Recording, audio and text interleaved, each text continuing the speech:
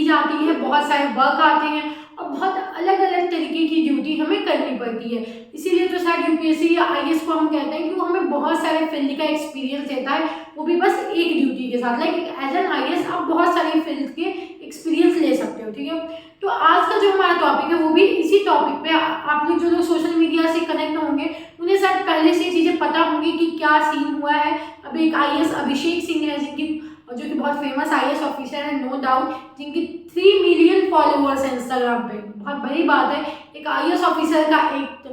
मतलब एक IAS officer का इतना ज़्यादा फॉलोअर होना, it's a big deal. Like बहुत कमी, मतलब बहुत सारे आईएएस ऑफिसर्स हैं जो फेमस है जिनकी इतने फॉलोअर्स हैं, still 3 million is a big deal. तो इतने ज़्यादा फॉलोअर्स होने वाले आईएएस अभिषेक सिंह, जिन्होंने वेब सीरीज में भी काम किया है, इसके कारण भी बहुत फेमस, अपनी पर्सनालिटी को लेके, अपनी सोच को लेके उनकी बहुत सारी इंटरव्यूज हमने देखी हुई है। तो आज का जो हमारा टॉपिक है वो भी आईएएस अभिषेक सिंह के ऊपर ही है, क्योंकि अभी वो बहुत फेमस टॉपिक चल रहा है कि ये जो अभी पब्लिक स्टंट एक शब्द यूज किया गया है एक आईएएस ऑफिसर के लिए, उसका क्या मतलब है, क्यों यूज किया गया है, और आखिर क्या कारण था कि आईएएस अभिषेक सिंह को इलेक्शन कमीशन ने पब्लिसिटी स्टंट के नाम लेके उनको उनके पोस्ट से रिप्लेस किया है। तो इस बारे में हम इस वीडियो में देखेंगे। प्लीज़ आप सबसे रिक्वेस्ट है पूरे वीडियो तक आप हमारे साथ बने रहें, क्योंकि ये वीडियो बस इसलिए नहीं है ताकि आप जान लें थोड़ा मोड़ा, इसमें हम डिस्कस करेंगे कि एज अ ऑब्जर्वर उनकी क्या पावर थी, क्या कहानी थी, और हमें एक आईएएस ऑफिसर के होने के बावजूद हमें किस लिमिटेशंस को फॉलो करना पड़ता है, और क्या सोशल मीडिया पे फोटो डालना, पोस्ट डालना सच में हमारे पोस्ट के लिए खराबी बन सकता है या कोई प्रॉब्लम क्रिएट कर सकता है जब हम एक आईएएस ऑफिसर बनेंगे। तो प्लीज़ आप सभी से रिक्वेस्ट है कि आप मेरे साथ ये पूरा वीडियो जरूर देखें। ऐसे इस टॉपिक पे पहले से वीडियोस अवेलेबल है, but I will try to make in short. मैं बहुत शॉर्ट और पॉइंट वाइज आपसे बात करूंगी, बात को ज़्यादा लंबा ना करते हुए सीधा पॉइंट टू पॉइंट हम इस टॉपिक पे डिस्कस करेंगे। प्लीज़ आप हमारे साथ बने रहें। So hi, this is me Ankita Kashyap, I am with you with my new video, जिसमें हम डिस्कस करने वाले indirectly the power of election commission, EC का फुल फॉर्म है इलेक्शन कमीशन है, और उनका पावर कैसे एक आईएएस के लिए भी मतलब फर्क पैदा कर सकता है। Let's start the video without being interrupted. देखिए अभी जो एक मतलब एक बहुत फेमस पोस्ट अभी आजकल हर जगह सोशल मीडिया एंड यूट्यूब पे, गूगल पे चल रहा है, जिसमें ये दिखाया जा रहा है कि एक आईएएस ऑफिसर जो है जिनका नाम अभिषेक सिंह है, अभी 3 मिलियन फॉलोअर, उन्होंने अपने इंस्टा पेज पे एक पोस्ट डाला था रिसेंटली, तब जब उनको as a election commission observer के पोस्ट पे मतलब वो उनको डाला गया, मतलब उनको दिया गया, ठीक है, पोस्ट उनको जब मिली तो उन्होंने इस चीज़ को इंस्टाग्राम पे अपने फैंस के साथ, अपने फैमिली के साथ, मतलब अपने जो उनके सपोर्टर हैं उनके साथ उस चीज़ को शेयर किया। अपने वो जो व्हीकल इलेक्शन कमीशन जब हमें कोई पोस्ट देती है लाइक एन ऑब्जर्वर, तो साथ में वो हमें बहुत सारे लाइक बेनिफिशियरी भी देती है, बहुत सारे हमें एक्सटर्नल चीज़ें मिलती हैं और मतलब बहुत सारे बेनिफिट मिलते हैं इनडायरेक्टली वी कैन से। तो उनको भी एक अलग से गाड़ी दी गई थी जिसमें लिखा हुआ था उनकी पोस्ट का कि वो एक as a election commission observer है। नो डाउट गाड़ी बहुत प्यारी लग रही थी, आप लोग भी जरूर देखे होंगे उस पोस्ट को। तो उन्होंने ये चीज़ अपने फैमिली, अपने फ्रेंड्स के साथ शेयर किया अपने इंस्टा पेज पे कि उन्हें मतलब एज ए ऑब्जर्वर मतलब वो पोस्ट मिली है, ठीक है। और ये जो पोस्ट है ये इतनी वायरल हो गई कि ये पोस्ट इलेक्शन कमीशन तक पहुंच गई। जब ये बात इलेक्शन कमीशन के चीफ इन लोगों को पता चली तो उन्होंने उनको रिप्लेस कर दिया, और रीज़न क्या दिया कि वो पब्लिसिटी स्टंट कर रहे हैं। और क्यों? क्योंकि उनको एज ए ऑफिसर मतलब एज ए इलेक्शन के लिए उनको अपॉइंट किया गया था, वो अभी सब पब्लिसिटी कर रहे हैं, तो उन्हें ऐसा लगा कि may be he is not right for this duty, क्योंकि वो पब्लिसिटी स्टंट में ज़्यादा ध्यान दे रहे हैं, ऐसा उनको लगा। क्योंकि उन्होंने बस यही एक सिंपल रीज़न दे के वहाँ के जो भी जिस गुजरात में मतलब ये हो रहा है, तो वहाँ के जो स्टेट इलेक्शन वाले थे उनको उन्होंने ये कहा कि आप इनको वहाँ से रिप्लेस करें, क्योंकि वो पब्लिसिटी स्टंट कर रहे हैं अपनी गाड़ियों का, अपनी मतलब पोस्ट को दिखाते हुए। तो वही चीज़ को जैसे मैं आपसे कह रही थी कि एज एन आईएएस ऑफिसर, ठीक है, उन्होंने क्या किया कि अपना पोस्ट उन्होंने वहाँ पे अपना मतलब एक पोस्ट डाला इंस्टाग्राम पे जो बहुत वायरल हो गया। अगर हम पहले थोड़ा अभिषेक सिंह की बात कर लें तो ये 2011 के ऑफिसर हैं, आईएएस ऑफिसर हैं, इनका कैडर यूपी है। अब आप सोचेंगे कि यूपी कैडर क्या हो गए, उन्होंने क्यों लाइक दूसरे स्टेट में क्यों डाला गया, ठीक है, दिस इज द पॉइंट। तो मैं आपको बताना चाहूँगी कि एज अ ऑब्जर्वर या एज अ इलेक्शन कमीशन में आप काम कर रहे हो तो आपको सेम स्टेट से या सेम सिटी, सेम कॉन्स्टिट्यूएंसी से नहीं उठाया जाता है, क्योंकि उनका ऐसा मानना है कि मे भी तब मेल फंक्शन हो सकता है। लाइक हो सकता है कि अगर आप वहाँ से बिलोंग कर रहे हो तो आप वहाँ की पार्टी का सपोर्ट कर सकते हो सकता है आप वहाँ के लोगों का सपोर्ट चाहे वो पॉलिटिकल व्यू जो हो, तो लाइक अगर आप सेम जगह से बिलोंग करते हो तो मे भी यहाँ चांसेस होती है कि आप सामने वाला का सपोर्ट कर दो और वहाँ पे वो चीज़ गलत हो जाए। तो इसीलिए हम दूसरी जगह से ऑफिसर लाते हैं जिनका कोई कनेक्शन उनके साथ नहीं हो, ताकि वो सही तरीके से अपना ड्यूटी करें। आगे हम इसको डिस्कस करेंगे कि एज ऑब्जर्वर उनका क्या पावर होता है, ठीक है। तो मैं पहले बताना चाहूँगी हैं वो आपके कौन बनते हैं, तो IAS, IPS एंड IRS। तो IAS, IPS, IRS ये तीन पोस्ट के जो लोग होते हैं, जब आप यूपीएससी निकालते हैं आपको पता होगा IAS की पोस्ट, IRS और IPS की पोस्ट, ठीक है। तो ये जो तीन पोस्ट होती है यहाँ से लोगों को अपॉइंट किया जाता है एज ए ऑब्जर्वर काम करने के लिए। तो अगर अभी जैसे आपको पता है कि अभी गुजरात में इलेक्शन होने वाली है, तो गुजरात में भी इलेक्शन कमीशन ने अभिषेक सिंह को एज इलेक्शन कमीशन ने उनको एज ए ऑब्जर्वर मतलब अपॉइंट किया, ठीक है। तो अब हुआ क्या कि उन्होंने पोस्ट डाली, अब उनको पब्लिसिटी स्तंभ का नाम देकर उनको वहाँ से रिमूव कर दिया गया, ठीक है। तो अब जब यहाँ से उनको रिमूव किया गया तो रीजन दिया गया पब्लिसिटी स्तंभ, ठीक है। तो पहली बात में बात करें कि ऑब्जर्वर जो होता है वो क्या होता है, ठीक है। ऑब्जर्वर का क्या पावर है और ये पोस्ट आया कब और क्यों आया, ठीक है। तो अगर आप अगर आपने कॉन्स्टिट्यूशन पढ़ा होगा, अगर आपने लक्ष्मीकांत पढ़ी है, दीदी बासु पढ़ी है, कुछ रिलेटेड कॉन्स्टिट्यूशन, या आपने अगर 11 की भी पॉलिटी पढ़ी होगी तो आपको थोड़ा आइडिया होगा कि आर्टिकल 324 जो है वो आपको पावर की बात करता है, power of election commission. Article 324 में ये बताया गया है कि उनके क्या क्या पावर होते हैं एज एन इलेक्शन कमीशन। उसमें उनकी पूरी पावर का जिक्र, उनके काम का जिक्र भी आपको आर्टिकल 324 से आर्टिकल 329 के बीच में आपको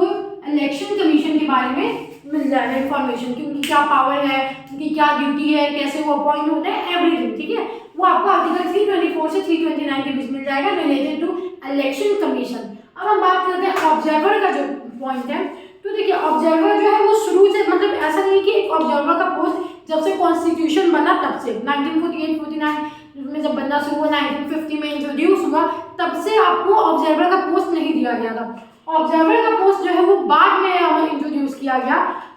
किसके तहत, तो अगर आपको पता हो 1951 में representation of people act, representation of people act 1951 में रिप्रेजेंटेशन ऑफ पीपल एक्ट के तहत section 20B, again I am repeating, section 20B में सेक्शन 20B जो है, पहले मैं बता दूं कि 1951 रिप्रेजेंटेशन ऑफ पीपल एक्ट में जो है उसमें बताया गया कि कैसे हम इलेक्शन को ये करने के लिए कैसे एक इलेक्शन कमीशन किस किस को अपॉइंट कर सकता है, किसको नहीं। स्टिल 1951 में जो है ऑब्जर्वर के पॉइंट को नहीं रखा गया, ना ही उनके अपॉइंटमेंट को। बाद में 1996 में सेक्शन 20B में अमेंडमेंट करके, सेक्शन 20B में नहीं, 1951 रिप्रेजेंटेशन ऑफ पीपल एक्ट में अमेंडमेंट करके उसमें चेंजिंग करके सेक्शन 20B को इंट्रोड्यूस किया गया। तब 1996, बात समझे, 1951 में रिप्रेजेंटेशन ऑफ पीपल एक्ट था आया, ठीक है, और उसमें कुछ चेंजेस लाए गए कब, 1996 में, और उसमें चेंजेस क्या गया कि उसमें एक नया सेक्शन इंट्रोड्यूस किया गया जो कि था सेक्शन 20B, जिसके तहत ये था कि वहाँ पे एक ऑब्जर्वर जो होगा, इलेक्शन जब होंगे तो वहाँ पे एक ऑब्जर्वर रखा जाएगा, पोस्ट उनको दी जाएगी, जिनका काम क्या होगा कि वो ये रहता है, आंख और कान बनेंगे किसका, इलेक्शन कमीशन का। मतलब उनका काम है कि वो सारे रिपोर्ट जो हैं, जो हो रहा है ग्राउंड, मतलब एज ए फील्ड वर्क है, ठीक है। अगर आप ऑब्जर्वर हो तो आपका काम है कि आप वहाँ पे देख रहे हो क्या काम हो रहा है, क्या काम नहीं हो रहा है, और आप हर वो चीज़ क्या कर रहे हो, एक as a report, as a data जो करके आप इलेक्शन कमीशन को जमा कर रहे हो, आप उनको बता रहे हो, लाइक आप उनका इनपुट आउटपुट जो है सब चीज़ एक तरह से माने तो ऑब्जर्वर जो है वो असिस्ट करता है इलेक्शन कमीशन को, ठीक है। तो जो जैसा मैंने बताया कि सेक्शन 20B 1996 में ऑब्जर्वर का पोस्ट आया और उनको स्टैच्यूटरी पावर दिया गया, ठीक है, कॉन्स्टिट्यूशन के द्वारा उनको स्टैच्यूटरी पावर दिया गया। अब क्या हुआ कि जब इतने पावर होने के बावजूद क्या इलेक्शन कमीशन जो है वो इनको हटा सकता है? बिल्कुल, उनके पास ये पावर है कि अगर किसी को उनको लग रहा है कि वो किसी को, अगर ये जो ऑब्जर्वर जिसको उन्होंने पोस्ट किया है वो कोई काम मिसकंडक्ट कर रहा है, मिसबिहेव कर रहा है, या वो काम सही से नहीं कर पा रहे हैं, या उस चीज़ का गलत उपयोग कर रहे हैं अपने पोस्ट का, जो भी कर रहे हैं, अगर उनकी नज़र में वो गलत है तो उनके पास राइट है कि वो उसको सस्पेंड करने के लिए, रिप्लेस करने के लिए ऑर्डर दे सकते हैं, अपने क्या कहते हैं अपना एक रिपोर्ट तैयार करके दे सकते हैं। और जब वो रिपोर्ट देते हैं तो उनको हटाने के लिए 6 महीने का समय होता है आपके पास, 6 मंथ में उनके ऊपर कार्रवाई की जाती है, जिसके खिलाफ इलेक्शन कमीशन जो होता है वो कोई भी रिपोर्ट निकालता है। ठीक है, तो ये तो बात हुई हमारी ऑब्जर्वर के बारे में। अगेन आई एम सेइंग जो ऑब्जर्वर जो होता है वो जो है वो मतलब असिस्ट करता है इलेक्शन कमीशन को, वो उनके ऊपर उनके अंदर काम करता है, वो उनके लिए काम करते हैं, फील्ड वर्क पे काम करते हैं, इलेक्शन कमीशन को असिस्ट करते हैं। ठीक है, और ये जो अगर हम बात करें IAS अभिषेक सिंह की, जिनको मतलब पब्लिसिटी स्टंट के नाम पे हटाया गया है, तो वो कौन सी कॉन्स्टिट्यूएंसी को मतलब देख रहे थे, तो एक तो था उनका बापू नगर और असावर। ये जो दो जगह है बापू नगर और जो आपका असरवा है, ये दो जगह को क्या कर रहे थे, वो ये इन दो जगह की कॉन्स्टिट्यूएंसी को वो देख रहे थे, उनका काम था इन दोनों कॉन्स्टिट्यूएंसी को हैंडल करना। बट बिकॉज ऑफ उनकी पोस्ट के कारण उनको उनके पोस्ट से रिप्लेस कर दिया गया। अगेन रिपीटिंग, सस्पेंड नहीं किया गया, रिप्लेस करके उनके जगह किसी नए IAS ऑफिसर को अपॉइंट किया गया। अभी ये चीजें कंफर्म नहीं हुई है, बट जैसा हमने अपने सोर्सेज से सुना है, देखा है, जाना है, तो जो भी नए ऑफिसर अपॉइंट हुए उनका नाम है IAS किशन वाजपेयी।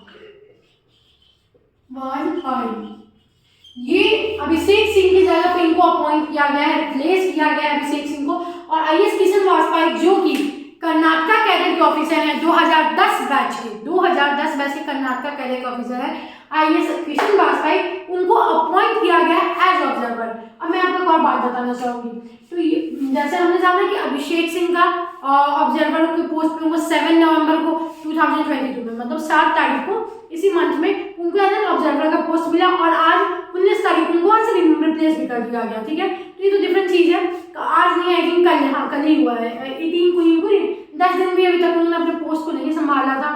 बट कोई बात नहीं, एज एन अगर हम बात करें एक ऑब्जर्वर होना कितनी बड़ी चीज़ है, तो जैसे दूसरे IAS ऑफिसर्स ने भी बताया है ये चीज़ें कि अगर आपको मौका मिलता है तो आप प्लीज़ ये पोस्ट, जो भी इंसान IAS बनता है, कभी ऐसा कोशिश ना, कभी ऐसा कुछ ना करें कि आपको इस पोस्ट से रिमूव किया जाए, क्योंकि इसमें आपको बहुत सारे पावर मिलते हैं, लाइक बहुत सारे। आपको एक तो बेनिफिशियरी आपको इलेक्शन कमीशन की तरफ से मिल रहा है, क्योंकि आप सेंट्रल गवर्नमेंट की तरफ से आपको मिल रहा है। उसके बाद क्या होता है कि आप जिस स्टेट में जा रहे हो, आप जिस कॉन्स्टिट्यूएंसी में जा रहे हो, वहाँ के ऑफिसर्स भी हैं, चाहे वो DCP ही क्यों ना हो, वो भी आपकी बातें मानते हैं, वो भी कहीं ना कहीं आपके अंदर में होते हैं, मतलब इनडायरेक्टली वे में कहें, not indirect way, but indirectly way में वो आपकी बात मानते हैं। रीजन क्या है, क्योंकि अगर आपने एक भी रिपोर्ट उनके खिलाफ दे दिया, अगर आपने एक भी पॉइंट ऐसा लिख दिया कि किसी ऐसी पॉलिटिकल पार्टी में वो ऑफिसर शामिल है या उसको सपोर्ट कर रहे हैं या कुछ भी, लाइक एनीथिंग, आप खुद से भी लिख दिया, अगर आपने कोई पॉइंट निकाल दिया, तो उनकी करियर हो जाएगी बर्बाद। ठीक है, इसलिए आपको एक तो आपको मतलब ऑफिशियल मतलब बेनिफिशियरी मिलती है,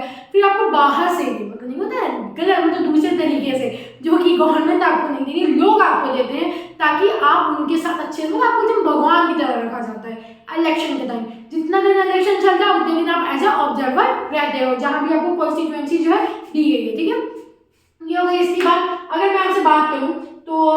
जैसे मैंने आपको बताया कि ऑब्जर्वर का पावर क्या होता है, ये सब, तो जो मेन पॉइंट यहाँ ये आता है कि क्या एज एन IAS ऑफिसर हम सोशल मीडिया पे कोई पोस्ट नहीं डाल सकते, क्या हमें सोच समझ के पोस्ट डालना चाहिए, क्या हमें लाइक हमें किस टाइप की पोस्ट डालना अलाउड है। तो पहली बात की उसकी लिमिटेशंस के बारे में तो कहीं नहीं लिखा है, ना किसी कॉन्स्टिट्यूशन में, ना UPSC के किसी रूल में ऐसा है कि आप उस पर मतलब कुछ भी आप सोशल मीडिया नहीं यूज़ कर सकते, और ऐसा भी नहीं कि आप सोशल मीडिया यूज़ कर सकते हैं, वो ऐसा कुछ उसके बारे में ना मतलब यूज़ नहीं है, अभी तक रोका नहीं गया, तो मे भी वो अलाउड है ही, क्योंकि वैसे भी वो अपनी पर्सनल चीज़ें, आप एक ऑफिसर हो डजंट मीन कि आपकी अपनी पर्सनल लाइफ खत्म हो जाती है। तो शायद ये रीज़न है कि मे भी वो नहीं रखा गया हो, मतलब कहीं भी उसका रूल नहीं बनाया गया। लेकिन अगर आप एक ऑफिसर हो तो ऑफकोर्स आपकी भी कुछ मतलब लिमिटेशंस होने चाहिए, आपको न्यूट्रल रहना होगा, आप किसी भी पॉलिटिकल लीडर पे, किसी भी पॉलिटिक्स के सपोर्ट में आप अपने स्टेटमेंट नहीं डाल सकते। क्यों? क्योंकि अभी आप सेंट्रल गवर्नमेंट के अंदर हो,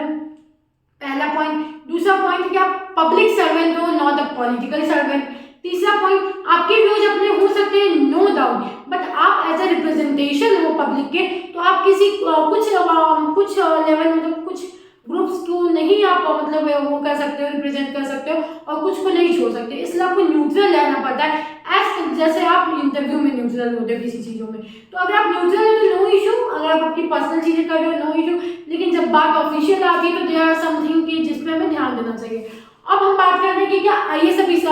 एक्सचेंजिंग को रिप्लेस किया गया, क्या वो इलेक्शन कमीशन की इस चीज़ को एग्री करते हैं कि उन्होंने गलती की? तो बिल्कुल नहीं। जो लोग अभिषेक सिंह को फॉलो करते होंगे, आप उनके ट्विटर अकाउंट पे जाके देखिए, उन्होंने पोस्ट किया अपने ट्विटर पे इस चीज़ के रिलेटेड कि वो इस चीज़ को एक्सेप्ट करते हैं, उनको जो रिप्लेसमेंट मिला, और वो अभी भी उनकी रेस्पेक्ट करते हैं इलेक्शन कमीशन की। लेकिन उन्होंने ये भी कहा कि वो इसको एज अ पब्लिसिटी स्टंट नहीं मानते, क्योंकि अगर उनको कोई पावर दी गई है, अगर उनको कोई पोस्ट मिला है, अगर उनको गाड़ी मिली है सरकार की तरफ से, तो वो पब्लिक प्रॉपर्टी है। पब्लिक प्रॉपर्टी को पब्लिक को दिखाने के लिए कोई प्रॉब्लम नहीं है, और ना ही ये पब्लिसिटी है और ना ही ये स्टंट है। लास्ट लाइन उन्होंने ये लिखा है, ना ही ये पब्लिसिटी है, ना ही ये स्टंट है, और मुझे नहीं लगता उन्होंने